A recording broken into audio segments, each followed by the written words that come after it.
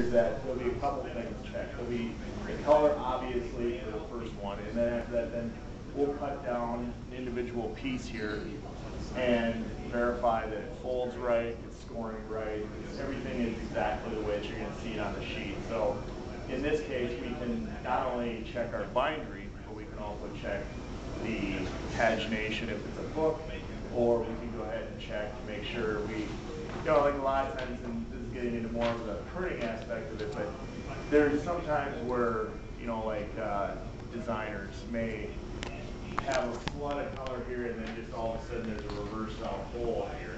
Well, for printers, that's going to cause a large problem on press because it's going to be what we call mechanical ghost.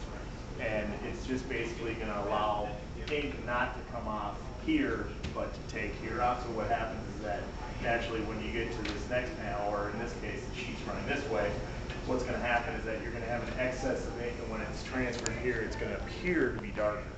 It's kind of like a phenomenon of, basically ink not coming off one area and coming off the other one, and then it's keeping that density higher next to the next place where it's printing. So probably not making sense, but it's kind of important for designers to understand totally. In fact, the question it's produced. Right? Yeah, and the question like somebody asked about what are the problems? It's not really problems, but it's like a fine line that we walk, that you as designers are creators, and you're coming up with these ideas, which is great, but a lot of times what happens is that, when they're designed, there's certain elements that are going to cause problems on press.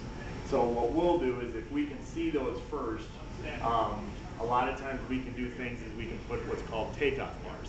So outside of the image area, we can artificially put a block of color there, so that when the press sheet runs, and if it's not taking it off here, it'll take it off on the outside of it, so it continues to go ahead and keep even density across. And once the press gets up and running, it'll level off and you won't see these mechanical ghosts as much.